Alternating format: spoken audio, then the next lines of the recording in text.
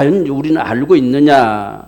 혹 당신은 지금 이 생의 삶이 전부가 아니라는 사실을 알고 있느냐 하는 거예요.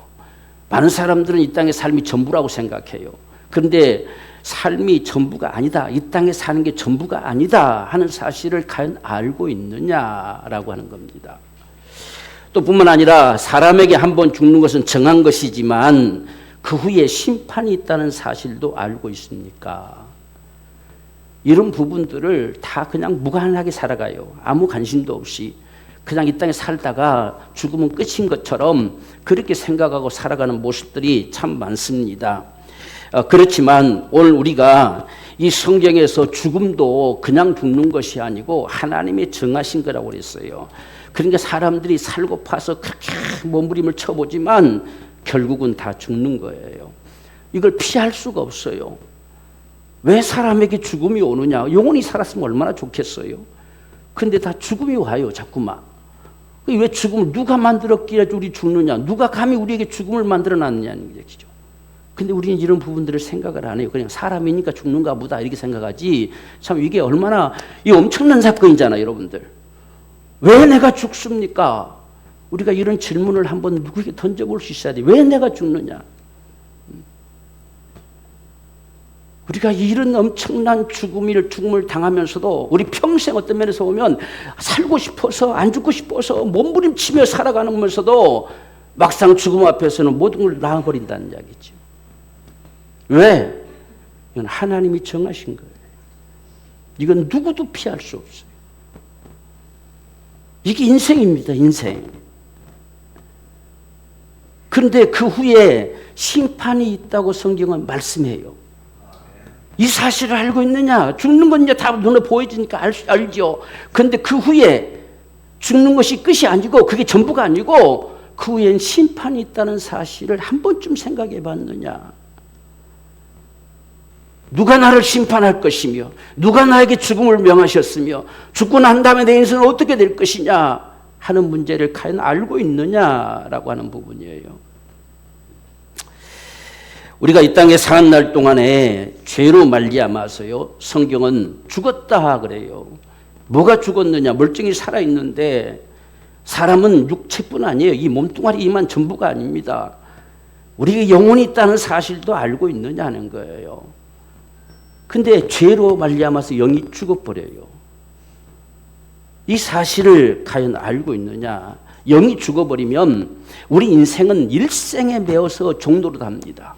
무엇이 나를 종살이 시킬 수밖에 없느냐 하는 것은 죽음입니다. 그래서 성경에 죽기를 무서워하여 일생에 매여 종노릇 한다 그랬어요. 우리가 어떤 상황들을 잘 살아가다가도 어떤 일을 닥치면 죽을까 봐 이게 항상 우리를 조여오잖아요. 어떤 일을 만나면 우리가 이것 때문에 죽을까 봐, 어떤 병에 걸리면 이것 때문에 죽을까 봐 늘 이것이 평상시에는 이게 모르고 잊어버리고 사는 것 같은데 어떤 일만 만나치면 그 앞에 우리 마음이 조여드는 거예요. 우리 영이 죽어버리면 그래요. 그렇게 종살이 하듯이 살아가는 거예요. 그리고 마지막에 우리가 숨 떨어지면 갈 곳이 있다는 거예요. 그것이 지옥이라는 사실을 과연 세상 사람들 알고 있을까? 갈 곳은 성경에 분명히 천국과 지옥. 그래서 사람은 죽음으로 끝이 아니고 죽고 난 다음에 반드시 심판이 있다. 그 심판을 거쳐서 천국 아니면 지옥에 간다는 사실, 이 사실을 과연 알고 있느냐라고 하는 사실입니다. 그러면 우리가 그 심판의 모습을 한 가지 기록한 것이 계시록 21장 8절 말씀 보면 그러나 두려워하는 자들과 믿지 아니하는 자들과 흉악한 자들과 살인자들과 행음자들과 술객들과 우상숭배자들과 모든 거짓말하는 자들은 불과 유황으로 타는 못에 참여하리니 이게 둘째 사망이다. 여기서 우리가 참 그럴만 하겠죠. 이런 사람들은 지옥 가도 싸다 할 만한 거리가 많잖아요. 아주 포악한 자들, 살인자들, 뭐 이런 사람 당연히 그렇게 돼야지 이렇게 생각할 수가 있습니다. 그런데 오늘 여기에 믿지 아니하는 자들도 포함되어 있어요. 그리고 우상 숭배자들도 포함되어 있습니다. 또 모든 거짓말하는 자들도 포함되어 있어요. 바로 이런 사실 앞에 감히 누가 피할 수가 있겠느냐? 누가 아니다고 말할 수 있겠느냐? 이런 자들은 불과 유황에 타는 못에 참여하게 될 것이다. 곧 지옥에 들어간다. 이게 지옥이거든요. 우리가 성경에 말씀하신 것은 하나도 그냥 된 게 없어요.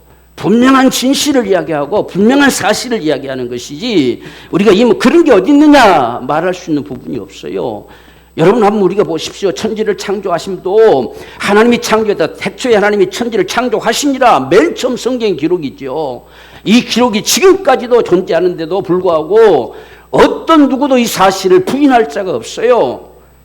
우리가 그냥 아니다고 하는 것은 부인하는 게 아니에요.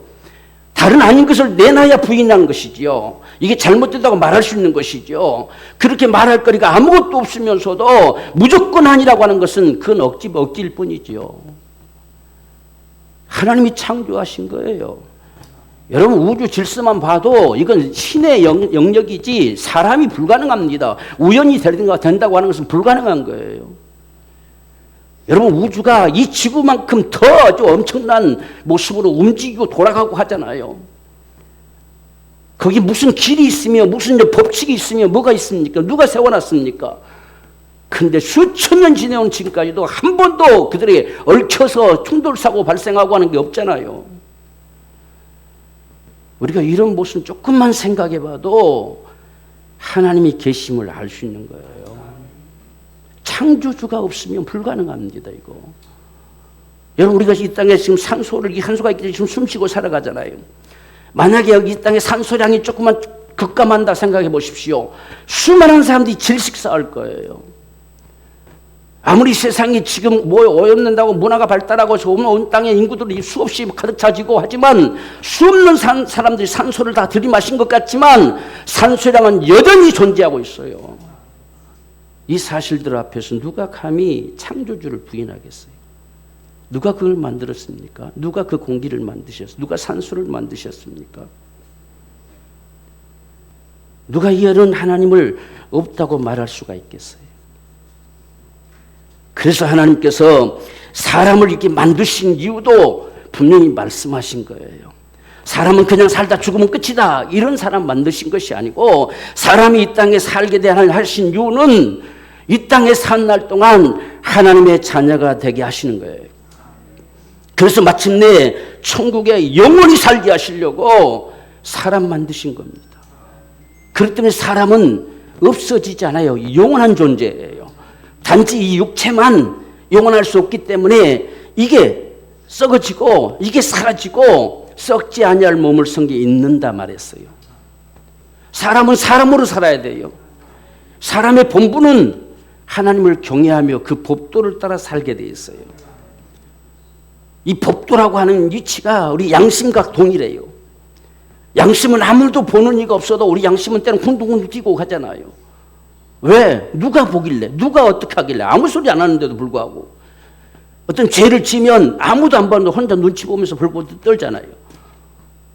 이게 법이에요. 이게 하나님 법도입니다. 하나님은 사람은 그렇게 살게 했어요. 이게 사람입니다. 사람. 그걸 예면해버리면 그걸 죄라고 그래요. 그 죄값이 치러지지 아니하면 다 멸망한다. 이렇게 성경은 말씀합니다. 사람이 멸망하는 건 죄 때문에 망하는 거예요. 이 땅에 죄 안 지은 사람은 누가 있습니까? 한 사람도 없어요. 사람이 나름대로 잘 사는 것 같아도 그게 잘 사는 게 아닙니다. 사람은 그렇게 살면 안 되는 거예요. 그래서 우리가 오늘날 수없이 인생들이 신을 찾는 건 그게 사람이기 때문에 그렇습니다. 하나님을 경외할 자예요. 신을 경외할 자입니다. 그런데 아무 신이나 붙들고 경외할 대상으로 삼으려고 하는 거예요. 왜? 하나님을 알지 못하기 때문에. 그리고 사람이 이 땅에 살아가면서 어떻게 하든지 복 받으려고 하잖아요. 복 받기 위한 법칙을 가지려고 하잖아요. 그래서 이렇게 하면 너 그렇게 하면 천벌 받는다 뭐 이렇게 말도 하잖아. 너 그렇게 하면 복 받을 것이다 이런 말 하잖아요. 뭔가 이 규칙이 있다는 이야기예요. 근데 복 주실 자가 누구냐는 거죠. 누가 복 준다고 했는데 이 지구상에요 복 주겠다고 말한 기록은 성경밖에 없어요. 세상에 어떤 기록이 복 준다 말한 자가 있습니까? 누가 내가 복 준다고 말한 자가 있습니까? 이건 인생을 지으신 자만이 말할 수 있는 소리예요. 우리는 수없이 축복을 빌잖아요. 당신 복 받으세요. 복 받으세요. 수없이 복 받으세요. 누가 복 주는데요? 누가 복 주길래?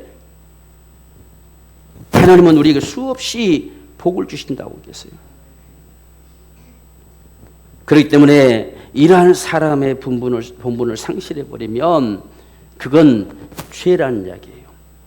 그 죄값이 치러지지 아니하면 인생의 모든 삶은 매인밭에서 종살이처럼 살아갑니다.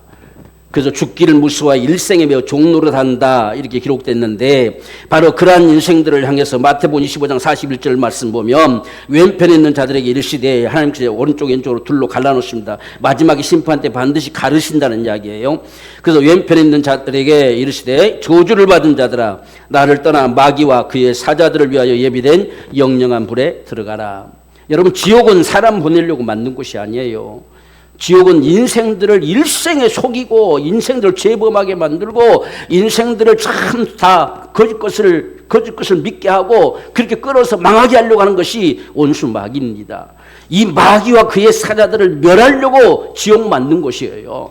그런데 그들에게 잡혀서 벗어나지 못하면 그들도 간다는 이야기예요. 사람은 천국 오도록 천국 만들어 놓으셨어요. 오늘 이 같은 사실이 성경에서 분명히 말씀하는 것입니다. 그런데 인생들이 이같이 이런 하나님의 은총을 잊지 못하는 이유가 뭐냐면 하나님 두기를 싫어해요. 마음에 하나님 두기를 싫어함으로 말미암아서 다 죄 가운데 살아갈 수밖에 없습니다. 로마서 1장 18절 말씀 보면 또한 저희가 마음에 하나님 두기를 싫어하며 하나님께서 저희를 그 상실한 마음대로 내어버려 두사 하나님을 잊어버린 마음대로 살아가게 하는 거예요. 하나님 없는 마음. 그래서 합당치 않는 일을 행하게 하는 겁니다. 세상은 여러분 보십시오. 과학문명이 다 발달하고 살기 좋은 세상이고 온갖 지식들이 난무한다는데도 불구하고 죄는 더 많아지잖아요. 하나님을 마음에 두지 아니함으로 완전히 상실돼 버렸어요. 무엇이 인생인지 아닌지가 구별이 안 나는 거예요. 그러므로 이렇게 되어지면 성경은 마귀에게 속한 바 된다라고 말씀했습니다. 요한일서 3장 8절 보면 죄를 범하는 자들은 다 마귀에게 속한 바 된다 이렇게 했어요. 결국 사람들은 마귀라는 존재는 눈에 안 보이잖아요. 눈에 안 보이기 때문에 사람들이 속고 사는 거예요. 근데 실제 마귀라는 존재는 영적 존재예요. 하나님 만들었던 천사 중에 타락되어져서 이게 악의 영들이 된 거예요. 우리 눈에 보이지 않지만 우리는 그들에게 수없이 속습니다. 그들의 속임수를 성경은 수없이 기록하고 있어요. 사람들을 지식으로 다 속일 것이라는 거예요. 거짓 지식들로 거짓 것을 가지고 살아가도록 수많은 거짓 종교들로 속일 거라는 것이죠. 거짓 하나님을 만들어가지고 다 속인다는 거예요. 이 속이는 자입니다. 원수 마귀는 속이는 자예요. 인생들을 끊임없이 도둑질합니다. 옳게 가려고 하는 것을 다 도둑질합니다. 도둑질하는 자가 그 마귀예요. 그리고 마침내 죽여서 멸망시키려고 하는 것. 이게 마귀짓이라고 하는 거예요. 그래서 갈수록 이런 세계 마귀에게 잡힌 바 되어진 이런 모습들이 일어나다 보니까 세상은 죄악으로 점점 가득 차가는 거예요. 멀쩡히 죄짓고도 아무렇지 않은 것처럼 오히려 죄진 사람이 더 큰 소리 치고 제대로 살려고 하는 사람 바보 되고 이런 세상이 지금 우리가 살고 있는 세상의 모습이 아닙니까? 앞으로 가면 더 할 거예요. 왜 그렇게 살아갈 수밖에 없느냐라고 하는 것은 에베소 2장 2절 3절 보면 그때에 너희가 그 가운데서 행하여 이 세상 풍속을 쫓고 공중의 권세 잡은 자를 따랐으니 곧 지금 불순종의 아들들 가운데서 역사하는 영이라. 눈에 보이진 않지만 우리가 죄 가운데서 살아가게 될 때 우리 영이 죽어버린 상태에 살게 될 때에 세상 풍속을 쫓는다 그랬습니다. 다 세상 풍속, 세상의 종교들, 세상의 미신들 이걸 쫓아 살아가는 모습들이 오늘날 인생들의 모습입니다. 그렇게 살아가는데 그런 삶의 사람들의 모습들은 어떻게 나타나느냐 하는 것은 그 가운데 우리 육체의 욕심을 따라 지내며 육체와 마음에 원하는 것을 하여 다른 이들과 같이 본질상 진노의 자녀가 된다. 그러니까 나타나는 모습들은요 갈수록 이기주의가 돼요. 왜? 다 자기 육체 욕심을 따라 행합니다. 자기가 살기 위해서는 온갖 방법들을 다 저지를 수밖에 없는 이런 시대로 간다는 이야기예요. 그래서 점점 극단적 이기주의로 가는 거예요. 남이 옆에 사람 죽든지 빨든지 상관없어요. 육체의 욕심을 따라 지내며 그 마음에 원하는 대로 자기 마음대로 살아가게 되는 이런 모습들이 나타나는 거예요. 이 지 마음대로 살게 되는 거예요. 이걸 죄라고 하는 거예요. 이게 타락의 모습이에요. 그러면 진노의 자녀가 되어진다. 왜 그러느냐? 그걸 왜 그렇다고 말하느냐? 당신이 사람이기 때문이라는 거예요. 사람은 그렇게 살면 안 되는 거예요. 사람이 그렇게 살면 안 돼요. 사람은 반드시 하나님을 경외하며 살아야 정상이 돼요. 행복이 돼요. 마음에 행복이 있어요. 그렇지 않으면 어떤 것으로도 이 마음을 채울 수가 없어요. 그래서 이 마음을 채워보려고 쾌락으로 성적으로 점점점 치달려가지요. 육체적인 욕심을 따라 점점 치달려갑니다. 갈수록 죄만 더해질 뿐이지 만족이 채워지지 않습니다. 그래서 마침내 진노의 자녀가 되어진다는 거예요. 진노받을 수밖에 없는 자녀, 본질상. 우리가 모습은, 겉모습은 사람인데 본질이 진노받을 자가 되어버린다는 이야기죠. 자, 그렇지만 하나님께서는 이러한 인생들을 사랑하셨다고 말씀하십니다. 요한복음 3장 16절에 하나님이 세상을 이처럼 사랑하사 독생자를 주셨으니, 독생자를 내놓으신 거예요. 이는 저를 믿는 자마다 멸망치 않고 영생을 얻게 하려 하십니다. 멸망할 수밖에 없는 인생들을 멸망치 않기 위해서 하나님이 친히 육신대에 임하신 거예요. 전능자가 오신 거란 이야기예요. 전능자가 아니고는 인생들을 구원할 수 있는 방법이 없어요. 전능자가 아니고는 죽어버린 내 영을 살릴 수가 없어요. 우리 가운데 영생을 주실 수가 없습니다. 전능자만이 내게 생명 주시는 분이세요. 누가 내 생명을 줄 내게 생명 주는 자가 있습니까? 그래서 이거 하나님이 세상에 사랑하셔서 독생자 주셨다는 사실은 하나님이 육신되어 세상에 오셨다는 겁니다. 그래서 육신에서 세상에 오신 이유를 성경은 분명히 말씀하고 계시죠. 믿는 자마다, 그 오신 자를 믿는 자마다 멸망치 않고 영생 얻게 하려고. 그런데 그냥 영생이 주어질 수가 없어요. 죄가 사라져야 영생이 주어지는 거예요. 그래서 예수께 모든 죄를 담당하시고 우리에게 영생을 주시는데, 영생이란 말이 무슨 말이냐면 죽은 내 영이 생명을 얻어 산 걸 말해요. 하나님의 영으로 살았어요. 이제는 살았습니다. 영이 산 자는 하나님을 찾게 돼 있어요. 신을 향하게 돼 있습니다. 그래서 내 영이 살아서 이 땅에 살 동안 더 이상 저주 가운데 매어 살지 아니하고 우리가 능히 하나님 자녀된 권세를 가지고 다스리며 살아갈 수 있는 이 권세가 영생이에요.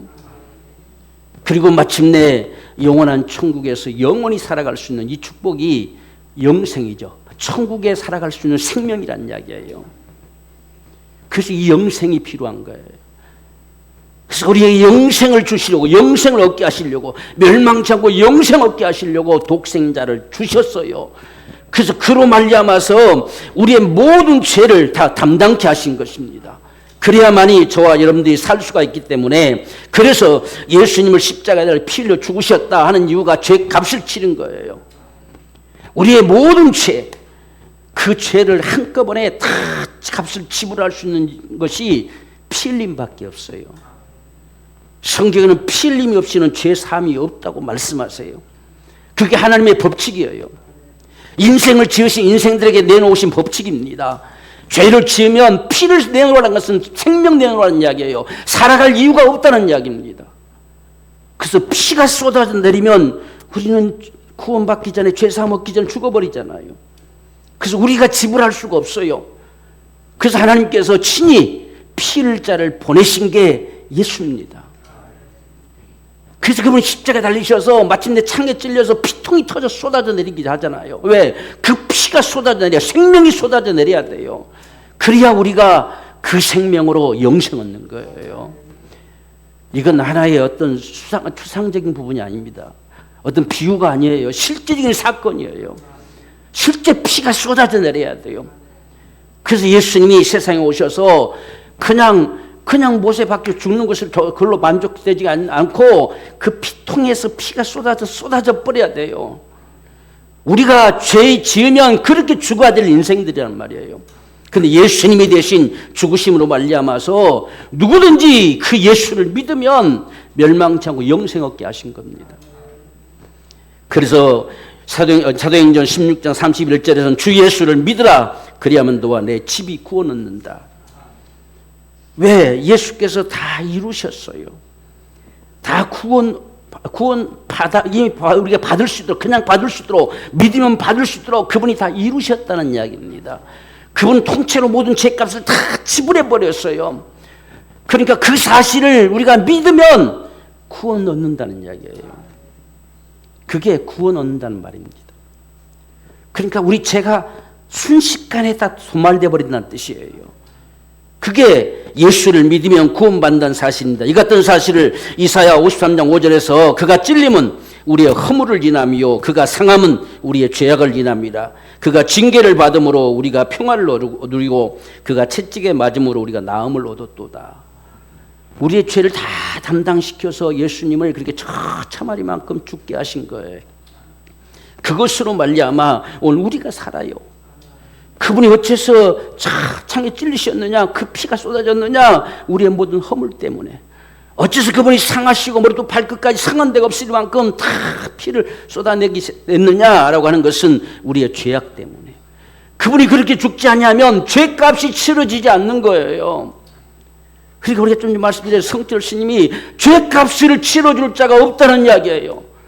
그래서 나는 지옥 간다. 54년 만에 만난 자기 딸을 앞두고 그렇게 이야기합니다. 내 인생은 잘못 살았다는 거죠. 내가 거짓에 속아 살았다는 거예요. 이 죄값을 치러줄 자가 없어서 나는 지옥 간다. 이렇게 표현을 했어요. 죄값이 치러지지 않으면 지옥 가요.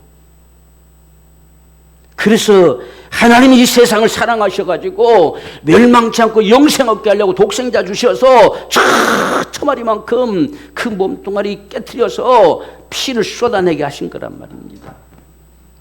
그래서 우리의 모든 죄값을 다 지불하시고 구원하셨어요. 그걸 믿으라는 거예요. 그걸 믿으라는 거.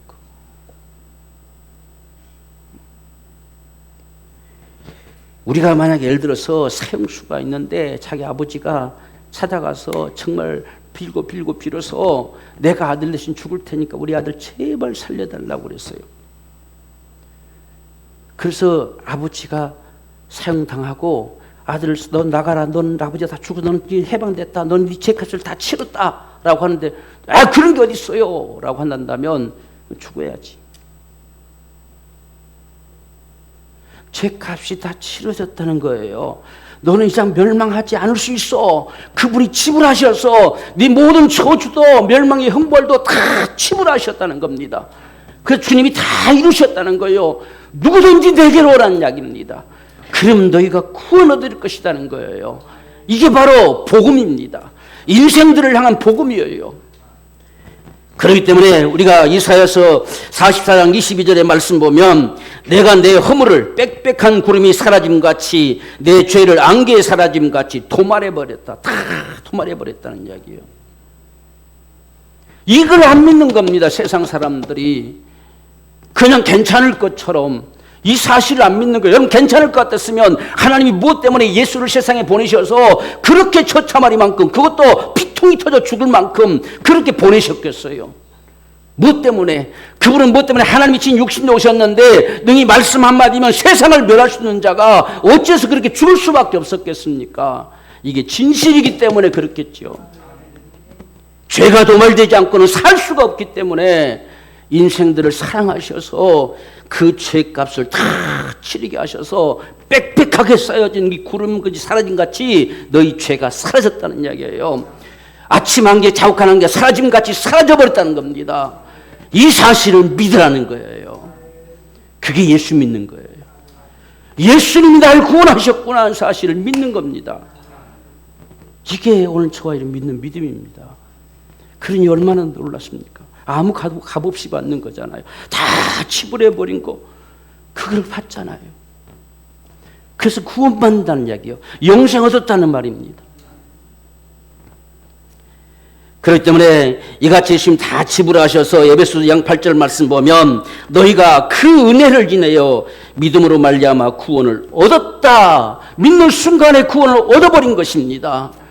우리가 평생 구원받으려고 예수 믿어 살아간 것이 아니고 믿는 순간에 구원을 얻어버린 것이에요. 오늘 저와 우리 신앙의 삶은 그 은혜에 감사하고 그 은혜에 감격해서 우리가 주님을 일생에 섬기며 살아가는 겁니다. 나 같은 죄인 살리셨기 때문에 이게 우리가 예수를 믿는 거예요. 그걸 믿으면 그 은혜로 말미암아서 우리는 그냥 구원 얻은 거예요. 여러분, 우리 분명히 기억합시다.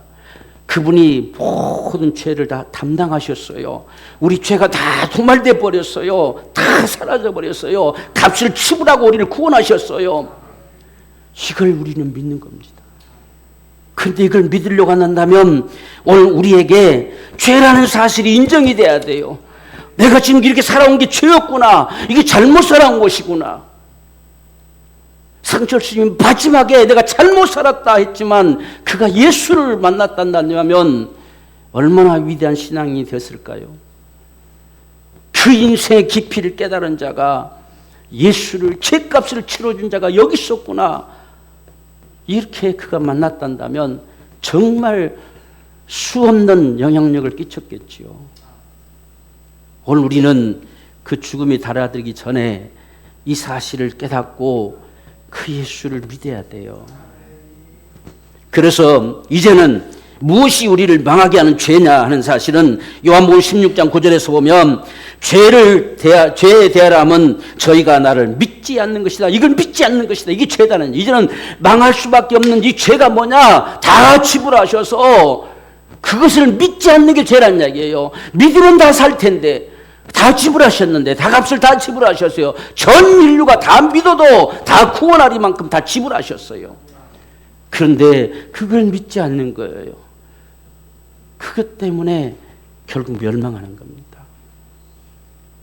그러므로 오늘 저와 여러분들이 이 예수를 어떻게 믿을 수 있느냐 하는 사실은 가장 먼저 그분을 모르고 살았다는 거, 예수를 내가 지금 믿지 못한다는 거, 그 정말 나의 모든 죄를 담당하신 나를 구원하신 그분을 내가 모르고 살았다는 거, 이것이 우리에게 죄로 깨달아져야 돼요. 그 내 모든 죄를 그분이 다 담당하셨어요. 다 짊어지고 가셔버렸어요. 우리 죄값을 치러줬다고 말하는 이 세상에 어떤 누구가 있습니까? 너희는 죄 때문에 다시는 멸망치 않고 영생 얻으리라 하는 말씀을 어떤 세상에 말한 자가 있어요? 아무도 말한 자가 없잖아요. 그분이 다 지불하시고 너희는 이 죄는 염려하지 마라. 그리고 내게로 오라 라고 말씀하시는 그걸 거역하는 것, 그것 때문에 지옥 가는 겁니다. 그걸 우리는 회개하는 거예요. 우리가 복음을 받아들이면 그 사실이 느껴지는 거예요. 야, 나 같은 죄인된 인생을 그분이 그 죄값을 다 담당하셔서 멸망치 않고 영생 얻게 하심으로 구원을 주셨는데 내가 그분을 믿지 못하고 살아온 것. 우리가 이 마음을 열고 정말 주님 앞에 우리가 죄인임을 시인하는 거, 이게 깨달아지는 거, 이게 회개입니다. 우리가 이 복음을 받아들일 때 그렇구나, 정말 성경 그걸 말씀하시는구나, 인생들은 그것이구나 하는 사실들을 우리가 깨닫고 받아들이면 우리가 죄인임이 깨달아져요. 죄인임이 깨달아지는 순간에 예수를 믿을 수밖에 없지요. 그분이 내 모든 걸 담당하셨는데, 그분이 이제 내 주님이시잖아요. 그 모든 죄값을 지불하셨는데, 그리고 나를 구원하셨는데, 나를 구원하신 내 주님이시라는 이야기예요. 이 사실을 그 다음에 우리는 믿는 겁니다. 그래서 로마서 10장 9절 말씀 보면 내가 만일 내 입으로 예수를 주로 시인하며 또 하나님께서 그를 죽은 자 가운데서 살리신 것을 내 마음에 믿으면 구원한다는 이야기예요. 얼마나 좀 간단합니까? 죄인임을 시인해라. 네가 죄인이기 때문에 그 죄 때문에 망할 수밖에 없기에 내가 그 죄를 담당하고 죽었다는 겁니다. 이게 복음의 소리예요. 그래서 나를 믿으라. 너는 반드시 구원 얻는다. 이렇게 하시는 것이 주님의 복음입니다. 이걸 우리가 마음에 받아들이고 시인하는 겁니다. 주님, 내가 죄인입니다. 나를 구원해 주심을 정말 감사합니다. 예수님께 천마리만큼 그렇게 죽으신 것이 나는 전혀 무관심하고 나와 상관없는 것처럼 여기고 살아왔지만 그것이 나를 위한 죽으심이었고 나에게 구원을 주시는 구원이셨음을 내가 믿습니다. 이렇게 우리는 믿는 거예요. 뿐만 아니라 예수님 부활하심으로 말미암아 우리에게 영생을 주셨다고 말씀합니다. 요한복음 10장 28절에 내가 저에게 영생을 주노니 영원히 멸망치 아니할 것이다. 영원히 멸망치 아니할 것이다. 왜? 그분이 다 값을 지불했는데 믿는 자를 망하게 하겠어요? 영원히 멸망치 아니할 것이다. 내 손에서 빼앗을 자가 없으리라 라고 말씀하십니다. 그러므로 오늘 저와 여러분들 정말 우리가 예수를 믿는 것은 내가 준 죄인입니다 라고 시인하는 게 회개예요. 그래서 예수님께서 내 모든 죄를 다 담당하시고 십자가에서 피 흘려 죽으시고 부활하심으로 나를 구원해 주심을 참 감사합니다. 이걸 믿는 거지요. 그리고 그분을 입으로 시인하는 거, 예수를 주라 시인하는 거잖아요. 그래서 예수님을 다 믿는 사람들은 주님이라 불러요. 내 주님이라고. 예수님이 내 주님입니다. 나를 구원하신 내 주님이십니다. 이렇게 다 고백되게 되는 거예요. 이것이 바로 구원 얻는 믿음인 것입니다. 오늘 그렇기 때문에 저와 여러분들 한번 우리가 이 예수님을 이렇게 시인할 수 있는 거, 어떻게 하면 우리가 시인할 수 있고 믿고 시인할 수 있느냐 하는 사실들은 우리가 같이 한번 기도함으로 말미암아서 할 수가 있는데요. 먼저 한번 우리가 기도문을 한번 따라서 해보십시다. 이 기도문 속에 이 같은 사실들을 시인할 수 있는 부분들이 다 담겨져 있습니다. 정말 우리가 그런 마음으로, 열린 마음으로, 믿는 마음으로 한번 같이 읽어보십시다. 시작. 주 예수님, 저는 하나님을 알지 못한 채 예수님을 믿지 못하고 내 멋대로 살아온 죄인입니다. 이런 내 모든 죄를 담당하사 멸망치 않고 영생 얻게 하시려고 십자가에 피 흘려 죽으시고 부활하심으로 날 구원해 주심을 감사드립니다. 이 시간 죄인된 삶을 회개하고 예수님을 내 마음의 주님으로 모셔드립니다. 지금부터 천국 가는 그날까지 내 주님이 되시옵소서. 예수님은 내 주님이십니다. 예수님의 이름으로 기도합니다. 아멘. 이렇게 우리가 진실함으로 하나님 토로하면 내 안에 믿어지는 은혜가 주어져요. 성령께서 하나님의 거룩한 영이 믿어지는 은혜를 주십니다. 그래서 우리 마음에 정말 내가 예수님을 믿고자 하는 이 심정에서 오늘 이같이 고백되어지면 반드시 죄인임이 깨달아져요. 내가 죄인이구나. 예수님이 저렇게 처참하게 죽으신 걸 보니 내가 진짜 죄인이구나. 예수님이 말씀하신 그대로 날 구원하셨구나. 저 값을 지불하고 날 구원하셨구나. 이제 예수님은 내 주님이십니다. 이게 믿어진다는 이야기예요. 우리가 예수님을 모셔드릴 때, 영접할 때 이런 역사가 우리 가운데 주어지는 거, 이게 구원의 축복입니다. 오늘 처음 오신 분들 정말 이 예수님이 여러분들에게도 주님이 되시기 원합니다. 정말 구원하시는 이 구원의 축복이 여러분들에게 있기를 원합니다. 여러분의 가정에도 주 예수를 믿으라. 그러면 너와 내 집이 구원받는다 하셨기 때문에 여러분의 가정에도 이러한 귀한 축복이 충만하게 역사되기를 주의 이름으로 축원합니다.